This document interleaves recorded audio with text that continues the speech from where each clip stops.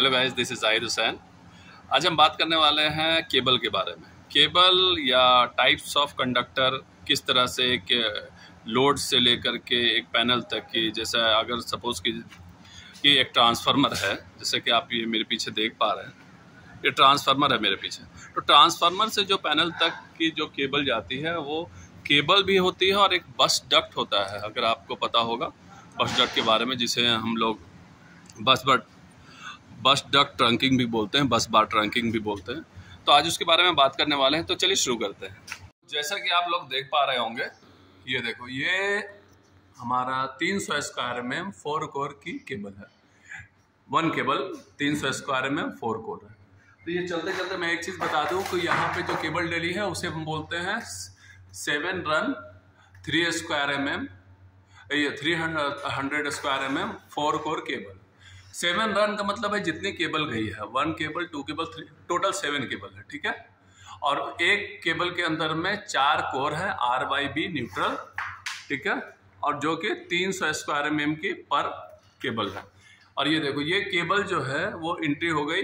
Entry होने के बाद में ऊपर आप देख पा रहे होंगे, ऊपर ग्लैंड्स लगे हुए हैं।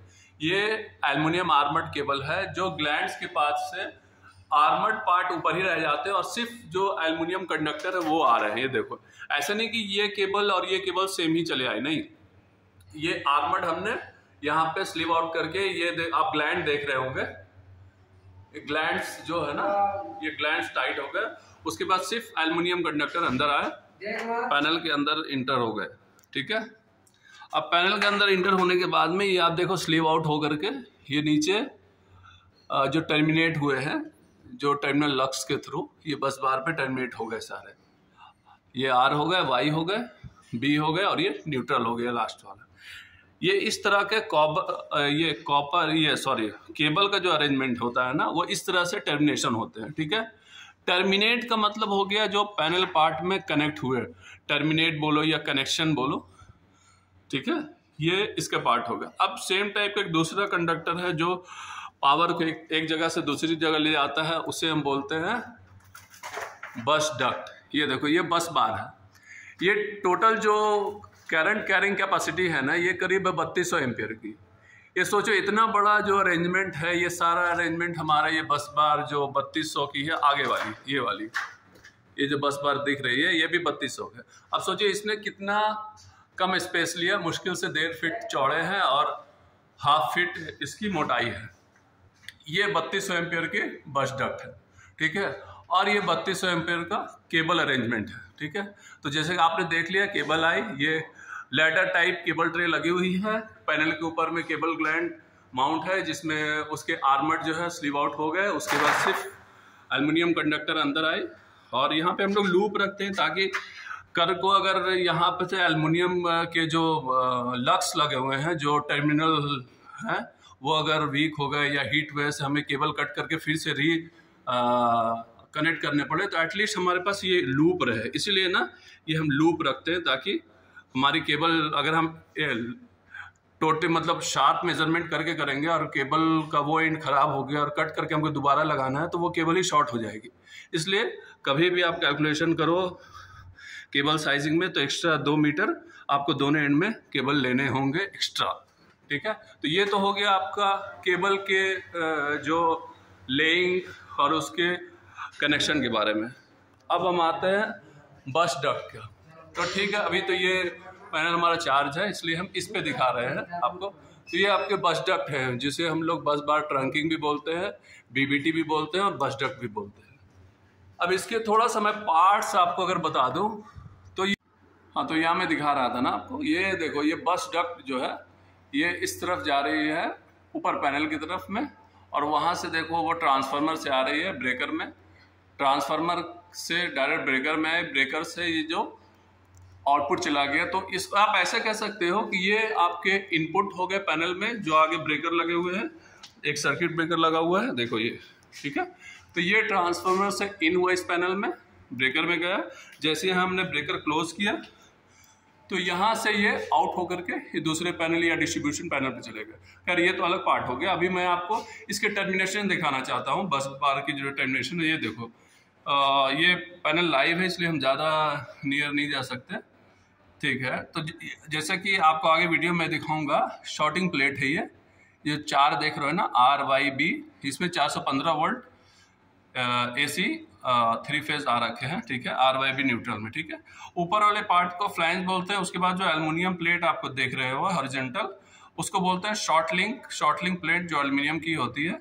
उसके बाद जो रोप टाइप देख रहे हो, इसे बोलते हैं कॉपर फ्लेक्सिबल। इसका यूज इसलिए है कि कंडक्टर, इसका यूज यही है कि देखो, अगर आप ध्यान से देखोगे तो ऊपर वाले जो बस बार जो आए हैं ना, ये बस बार जो है वो इस बस बार से, पैनल के एंड से और ये फ्लैंज एंड दोनों आपस में अलाइन नहीं है। तो कॉपर फ्लेक्सिबल का यूज करके हम स्मूथली पैनल को कनेक्ट कर सकते हैं, क्योंकि अगर हम इसको प्रॉपर अलाइन करने जाएंगे तो ऊपर में RY के बीच में गैप कम है, लेकिन ये पैनल के बीच में हमें ज़्यादा गैप चाहिए होता है। इसीलिए हम प्रॉपर गैप मेंटेन करते हैं, इसीलिए हम कॉपर फ्लेक्सिबल का यूज़ करते हैं। तो इस तरह से टर्मिनेशन, जैसे कि मैंने केबल का आपको दिखा दिया, केबल के साथ साथ ये बस डक्ट का इस तरह से टर्मिनेशन होता है, और ये यहाँ से पैनल के आउटपुट निकल गए, ठीक है। तो चलिए अभी एक बस डक्ट के अलग अलग जो पार्ट्स हैं उसकी तरफ मैं ले चलता हूँ आपको। अभी देखो, अभी हम क्या करेंगे ना, आपको बस डक्ट के सेपरेट पार्ट भी हम दिखा देते हैं साथ ही साथ। ये हमने अभी बस डक्ट को डिसमेंटल किया है, कुछ इशू की वजह से हमने इसको डिसमेंटल करके और इसकी जगह पे केबल लगाए हैं। तो चलो इसकी पार्ट्स की तरफ हम देखते हैं। सबसे पहले हम बात करते हैं इसकी, इसे बोलते हैं फ्लैंज एंड। फ्लैंज एंड मतलब जहाँ से पैनल और ट्रांसफार्मर या DG कनेक्ट होते हैं, टर्मिनेशन पॉइंट है ये। यहीं से आपका ये फ्लेक्सिबल, देखो इस तरह से, जस्ट होल्ड डाउन, थोड़ा मैं कोशिश करता हूँ आपको ताकि अच्छी तरह समझ आए।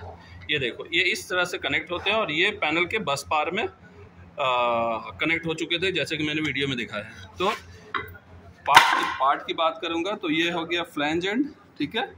फ्लैंज एंड के बाद में ये आप देख रहे हो यहाँ से यहाँ तक, ये स्ट्रेट बोलते हैं इसको, ठीक है, स्ट्रेट। यहाँ से ये बेंड है, जिसको बेंड नॉर्मली आप देख ही रहे हो, बेंड। ये एल्युमिनियम बस बार है, ठीक है। इसको थोड़ा हटा देता हूँ। ये देखो, यहाँ से आप अच्छी तरह समझ पाओगे। ये हो गया फ्लैंज एंड। फ्लैंज एंड के बाद ये जॉइंट्स है, जिसको कपलिंग भी बोल सकते हैं। देखो इस तरह का ये होता है, ठीक है। तो ये फ्लैंज एंड हो गया, ठीक है। यहाँ पे छोटा सा स्ट्रेट हो गया, फिर ये बेंड हो गया। बेंड के बाद देखो इसी तरह से ये कनेक्ट होता है एक दूसरे में। ये जो कपलिंग है ना, ये कपलिंग अंदर की तरफ घुसी होती है और ये टाइट हो जाता है, ठीक है। बस इसी तरह से अब अलग अलग पार्ट अगर देखेंगे तो ये इसके शॉर्ट लिंक कहलाते हैं। ये हो गया शॉर्ट लिंक, एल्युमिनियम की एक नॉर्मल प्लेट होती है शॉर्ट लिंक। इसके शॉर्ट लिंक इसलिए बोलते हैं क्योंकि इसमें ना इसमें 2 पार्ट में बस बार की जो अंदर से जो बस बार आ रहे हैं ना, ये 2 वे आते हैं। अभी यहाँ पे एल्युमिनियम प्लेट लगा के हम इसको दोनों बस बार को शॉर्ट करते हैं। ये देखो इस तरह से, इसको शॉर्ट लिंक प्लेट बोलते हैं या शॉर्ट लिंक प्लेट। उसके बाद ये copper flexible. Copper flexible generally 2 type के आते हैं। एक कॉपर फ्लेक्सिबल जो थिन स्ट्रैंड होते हैं और दूसरे टिंड कॉपर होते हैं जो शीट टाइप में होते हैं। ये देखो, ये रोप टाइप में है, ठीक है। और एक आते हैं शीट टाइप में जो पतली पतली स्ट्रिप होती है, और वो उसमें क्या है कि थोड़ा फ्लेक्सिबिलिटी कम होते हैं, और इसमें क्या है कि फ्लेक्सिबिलिटी ज़्यादा होते हैं। ये फ्लेक्सिबल क्यों यूज़ हुआ कि अगर सपोज करो कि पैनल से बस बार जो है वो इस तरफ आ गया, तो हम इस तरह से, और जो फ्लैंज एंड हमारे अलाइन नहीं है, तो हम फ्लेक्सिबल का यूज़ करके ये बस बार को और शॉर्ट लिंक को कनेक्ट कर देंगे, और शॉर्ट लिंक जो है वो फ्लैंज पे कनेक्ट हो जाएगा, ठीक है। आई होप आपको एटलीस्ट कुछ तो क्लियर हुआ होगा। बाकी अगर कुछ डाउट है तो प्लीज़ मुझे बताएं, ठीक है। अब चलते हैं हम आपको आउटडोर बस डक्ट की तरफ लेकर। चलो अभी मैं आपको लेकर आया हूँ आउटडोर बस डक्ट के पास में, जो सिंपली इनडोर ही बस डक्ट है, बट ऊपर में हमने एक कैनोपी के कवर लगा रखे हैं। आप इधर यहाँ पे देख सकते हो दोनों में फ़र्क, ठीक है। ये देखो, ये आउटडोर एरिया था, अब यहाँ से शेड ये शुरू हो गया, तो हमने ये नॉर्मल बस डक्ट लगा दी है, इससे आउटडोर हटा दिया है। अभी मैं दोनों दिखाता, देखो ये बस डक्ट जो है ना, ये ट्रांसफार्मर से जा रही है पैनल की तरफ, ठीक है। और ये DG से, ये देखो ये DG लगे हुए हैं ना, DG से बस डक्ट जा रही है पैनल की तरफ, और अंदर में पैनल तो ऑलरेडी मैंने दिखा रखा है। तो चलो हम 1 बाय 1 आपको एक इम्पॉर्टेंट पॉइंट है जहाँ तक मैं लेके जाना चाहूँगा आपको। और ये देखो, ये नीचे से बस डक्ट ऊपर चली गई, ऊपर वाले फ्लोर के पैनल को फीड करने के लिए। तो हम ये बस डक्ट को ट्रेस करेंगे, ये कहाँ जा रहा है, ये आ रहा है ट्रांसफार्मर पे, ठीक है। एक्चुअली ये ट्रांसफार्मर से जा रहा है यहाँ से एलटी सप्लाई, क्योंकि ये जो बस डक्ट है ना ये एलटी टाइप बस डक्ट है, मीन्स 415 या 433 वोल्ट इसमें है 3200 एम्पियर में, ठीक है। तो जैसा कि आप ये देख पा रहे हैं ये एलटी साइड है ट्रांसफार्मर की, और यहाँ से एसटी साइड में केबल लगी है। चलो वो भी दिखा देता हूँ।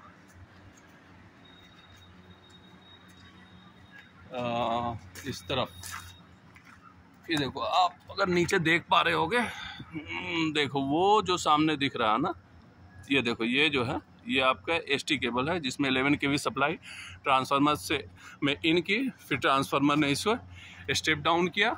स्टेप डाउन करने के बाद में जो 415 वोल्ट सप्लाई है इस बस डक्ट के थ्रू हमारे एलटी पैनल में चली गई, ठीक है। अब इसके पार्ट्स ऑलरेडी मैंने बता दी किस किस टाइप के हैं। तो यहाँ पे एक पार्ट में दिखाऊँ, देखो ये होता है एलटी बुशिंग एरिया, ये एलटी बुशिंग एरिया। उसके बाद ये बॉक्स देख रहे हो, उसके बाद ये बस डक्ट लगे हुए हैं। ये बॉक्स को हम लोग बोलते हैं अडेप्टर बॉक्स, ठीक है। ये simply adapter box kind of box होता है जिसके ऊपर जो है जो बस डक्ट के फ्लैंज जो है वो लैंड हो जाते हैं, और नीचे जो है बुशिंग के टर्मिनल, ट्रांसफार्मर के टर्मिनल जो निकले होते हैं ना, वो आपस में कॉपर जो फ्लेक्सिबल मैंने कॉपर दिखाया था, फ्लेक्सिबल कॉपर, उसके थ्रू और कनेक्ट रहते हैं। तो अभी हम चलते हैं आपको लेकर के डीजी के बस डक्ट की तरफ। ये देखो ये डीजी के बस डक्ट को अभी हम ट्रेस करेंगे। ये डीजी का जो बस डक्ट है वो डीजी के अंदर आ रहा है। तो चलो यहाँ से मैं गेट ओपन करके दिखा देता हूँ। ये देखो ये हो गया हमारा डीजी का बस डक्ट, ठीक है। एक्चुअली ये डीजी से बस डक्ट निकल के ये पैनल की तरफ जा रहा है, ठीक है। तो इसको हम लोग ट्रेस करते हैं। यहाँ पे देखो, ये देखो ये बस डक्ट जो है ना, यहाँ पे अल्टरनेटर का टर्मिनल है। ये देखो यहाँ से RYB न्यूट्रल निकला, और ये बस डक्ट, ये अडेप्टर बॉक्स है नीचे का पार्ट। और एक यहाँ पे ये जो आप ब्लैक कलर का देख रहे हैं ना, इसे बोलते हैं रबर बेलो, ठीक है। अगर आपने ट्रांसफार्मर में देखा होगा तो ये रबर बेलो नहीं है, ये सिर्फ अडेप्टर है। अडेप्टर के बाद में फ्लैंज लग गए और यहाँ से कनेक्ट हो गए। ये रबर बेलो लगने का ना एक पर्टिकुलर रीज़न है वाइब्रेशन को ऑब्जर्व करने का, क्योंकि ट्रांसफार्मर के कंपेयर में ना डीजी जब चलता है तो उसमें ज़्यादा वाइब्रेशन होता है। तो ये वाइब्रेशन हमारा बस डक्ट के बीच के इंसुलेशन को ना डैमेज कर दे, इसलिए हम बीच में ये रबर बेलो रखते हैं, जिसकी वजह से जो डीजी का जो वाइब्रेशन है ना वो यहीं तक रहेगा। उसके बाद ये रबर बेलो है ना सारा वाइब्रेशन को अब्जॉर्ब कर लेता है और यहाँ से हमें कंटिन्यू सप्लाई मिलती रहती है, ठीक है। तो किसी भी तरह का ना वाइब्रेशन इस तरफ, इस पार्ट, दोनों पार्ट में अगर आप देख रहे होगे, इस तरफ नीचे की पार्ट में हमारा वाइब्रेशन होता है डीजी जब चलता है, बट ऊपर की पार्ट में वाइब्रेशन नहीं आएगा क्योंकि यहाँ पे रबर बेलो लगा हुआ है, ठीक है। तो आई होप ये क्लियर हुआ होगा आपको। अगर आपको कुछ भी डाउट है तो प्लीज़ कमेंट करें, आप दोस्तों से ये शेयर करें। कुछ भी अगर क्वेश्चन है, डाउट है तो कमेंट ज़रूर करें। Thank you so much.